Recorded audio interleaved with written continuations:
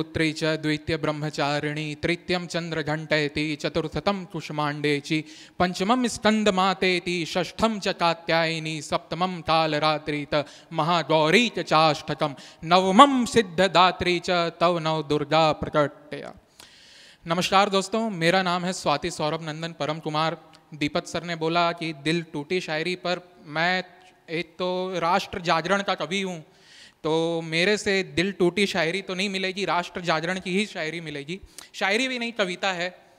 और हम सबको पता है नवरात्रि चल रही है, आज माता कात्यायनी का षष्ठम दिवस है नवरात्रि का, तो नारी शक्ति पे क्यों ना एक कविता हो जाए। तो चलिए शुरू करते हैं। मेरा मानना ये है कि नारी जागरण तो हो रहा है, पर कहीं आज भी थोड़ी कमी है उस नारी शक्ति के जागरण में। तो ये कविता के माध्यम से आप लोग में वो शक्ति का संचार हो, मैं बस यही इच्छा रखता हूँ। तो चलिए शुरू करते हैं कि हे भारत की आदि शक्ति दुर्गा भवानी कात्यायनी, मैं तुम्हें जगाने आया हूँ। भूली हो जो तुम अपनी सोई शक्ति, आज जामवंत बन मैं तुमको वो याद दिलाने आया हूँ कि आज गार्गी का ज्ञान कैद हुआ है रूढ़ीवादी दुश्मनों की जंजीरों में, और आज बता दो कितना पानी है भारत की वीरंगनाओं के शीरों में।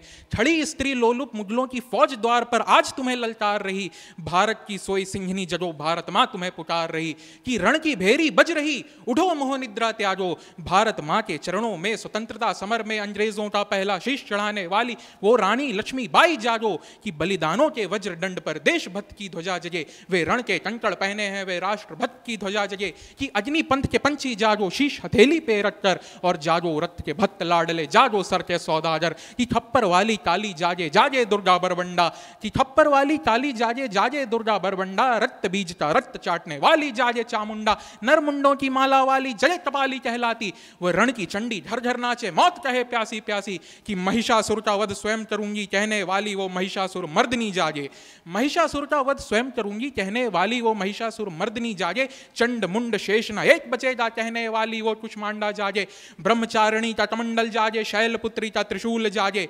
शैलपुत्री का त्रिशूल जागे ब्रह्मचारिणी का कमंडल जागे, चंद्र घंटा का घंटा बाजे जय भवानी जय घोष साजे, वो पहाड़ों वाली भैरवनाथ को कसने वाली पहाड़ों की देवी महारानी वैष्णवी जागे, हटी हाड़ी रानी जागे जिसने शीश कटाना सही जाना, जगह पद्मिनी का जौहर जागे वो केसरिया बाना, देशभक्ति का जीवित झंडा वो आजादी की दीवानी, मेवाड़ बचाने हेतु पुत्र चंदन का बलिदान देती वो पन्ना दाई स्वाभिमानी, दोनों हाथ नो ठड़क उठा वो चित्तौड़ का युद्ध लड़ती कर्णावती महारानी, दक्षिण वाली ताराबाई जागे, ताराबाई शिवाजी की बहू थी, सांभाजी की पत्नी, दक्षिण वाली वो ताराबाई जागे, दक्षिण वाली वो ताराबाई जागे बोली जैसे शिवाजी की वाणी, वो मरने की हट्टा ना करती विकट मराठों की रानी, अहिल्याबाई इंदौरी जागे और वो पंजाब की शेरनी, शरण कौर का कृपाण जागे, और वो जो जी थी 2 दिन शेरनी की माफिक, उस महारानी चिन्नम्मा का बलिदान जागे, उस महारानी चिन्नम्मा का बलिदान जागे,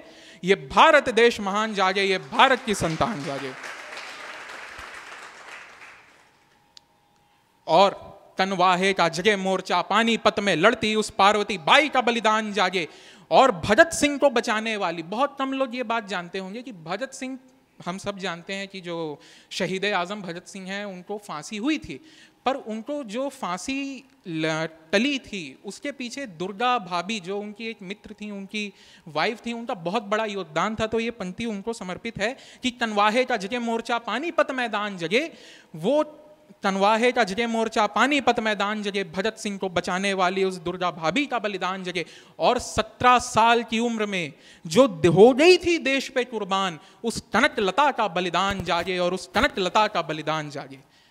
भारत के इतिहास में हम सब जानते हैं कि राष्ट्रपिता जो महात्मा गांधी हैं उनको पिता की उपाधि, बापू की उपाधि से संबोधित किया जाता है, पर बहुत कम लोग ही ये बात जानते होंगे। ये मतलब एक अवधारणा है कि जो महात्मा गांधी की वाइफ थी उन्हीं को माता भी बोला जाता है, पर असलियत ये है कि ओडिशा की एक क्रांतिकारी थी रामा देवी चौधरी, उनको भारतीय इतिहास में माई के नाम से जाना जाता है। तो ये पंक्तियां उनके लिए हैं कि तनवाहे का जगह मोर्चा पानीपत मैदान जागे, भगत सिंह को बचाने वाली उस दुर्गा भाभी का बलिदान जागे, 17 साल की उम्र में हो गई थी देश पे कुर्बान उस कनक लता का बलिदान जागे, और उस छोटी सी लटुटी और साड़ी वाली रामा देवी का बलिदान जागे, और जो सबसे पहले आज़ादी के दूल्हे को चूम गई, स्वयं कफन की गांठ बांध जो सातों भावर घूम गई, उस झलकारी बाई की शान जागे और उस झलकारी बाई का मान जागे, ये भारत देश महान जागे, ये भारत की संतान जागे। अंतिम 4 पंक्तियां आपको समर्पित करता हूं कि भारत के इतिहास में एक और बहुत बड़ी अवधारणा है जिसको विदेशों में बहुत ज़्यादा प्रोत्साहन मिलता है कि भारत ने कभी नारियों को प्रोत्साहन नहीं दिया, कभी ज्ञान नहीं मिला। तो उस पे ये पंक्तियां हैं कि क्यों, क्या बोलते हो, मेरे भारत ने कभी नारियों में ज्ञान का बीज प्रस्फुरित होने नहीं दिया। क्यों, क्या बोलते हो, मेरे भारत ने कभी नारियों में ज्ञान का बीज प्रस्फुरित होने नहीं दिया। अरे याद करो वो जनक दरबार जहां पे गार्गी ने याज्ञवल्क्य को ज्ञान का स्वरूप दिखाया था। वो मैत्राही भी थी एक नारी जिसने विश्व को आत्मा का सार बताया था। पूरे विश्व को अपनी कविताओं से गुजारने वाली वो लोपामुद्रा भी थी नारी। और वो बहू जिसके आगे सास ने भी अपना सर झुकाया था, वो बहू जिसके आगे सास ने भी अपना सर झुकाया था, सास को जो माँ समान होती है उसको ब्रह्म ज्ञान देने वाली वो रानी हेमलखा भी थी एक नारी। और पति ने भी जिसको अपना गुरु बनाया वो रानी चुराला भी थी एक नारी। योमा, यामी, हेमशा, रानी चुराला जैसी महान थी ये नारी। और अंत में एक और चीज जो भारतीय इतिहास में बहुत आमतौर पे देखने को नहीं पाई जाती है कि कोई भी आध्यात्मिक गुरु जो हुआ वो नारी नहीं हुई, ऐसा दिखाया जाता है। पर मैं बहुत पीछे नहीं जाऊंगा, आप लोग नाम भी नहीं जानेंगे। 200 साल पीछे चलते हैं, विवेकानंद जी के समय में चलते हैं। विवेकानंद जी के जो गुरु थे रामकृष्ण परमहंस, उनकी जो गुरु थी वो आपको जान के मतलब हैरानी होगी कि वो एक नारी थी। कि रामकृष्ण परमहंस को पथ दिखलाने वाली वो भैरवी ब्रह्माणी भी थी एक नारी।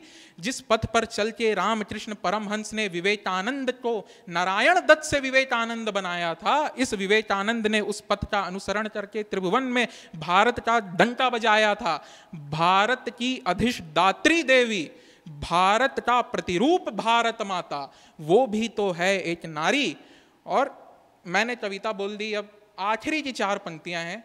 और मेरा मानना यह है कि भारतीय इतिहास की कल्पना 2 ऐसे शूरवीर हैं जिनके बिना अधूरी है।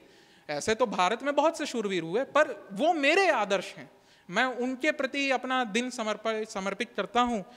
और आपसे एक विनती है बस कि जब 1857 में प्रथम स्वतंत्रता संग्राम हुआ तो उस समय एक जय घोष था जो कि स्वतंत्रता सेनानियों के अंदर जोश का संचार कर देता था। वो था जय शिवा सरदार की, जय महाराणा मेवाड़ की। तो एक बार मैं चाहूंगा कि आप सब भी बोलें जय शिवा सरदार की, जय महाराणा मेवाड़ की। जय शिवा सरदार की, जय महाराणा मेवाड़ की। चेतक पर चढ़ तलवार उठा जो रत्ता था, एक भूतल पानी को सर काट काट के मुगलों के जो कर रहा था सफल अपनी जवानी को, माता के एक आदेश पे जिसने शत्रुओं के चढ़ा दिए थे नरमुंड जड़त कपाली को, उस मुगलों के चांद सितारे के आगे हिंदुआ सूरज जड़ने वाली, उन मुगलों के चांद सितारे के आगे हिंदुआ सूरज जड़ने वाली, कुंवर कीका सिंह को महाराणा प्रताप सिंह बनाने वाली वो मेवाड़ी क्षत्राणी राजपुतानी जयवंता बाई भी थी एक नारी। और जो तुम भूले हो वो मुल्क मराठों का कि जहां पर शिवाजी डोला था, मुगलों की ताकत को जिसने तलवारों पर तोला था, हर पर्वत पर आग लगी थी, हर गिरता पत्थर एक शोला था, बोली हर हर महादेव की, बच्चा बच्चा बोला था। शिवाजी ने दिखा दी थी औरंगजेब को भी औकात हिंदुस्तान की, शिवाजी ने दिखा दी थी औकात औरंगजेब को हिंदुस्तान की।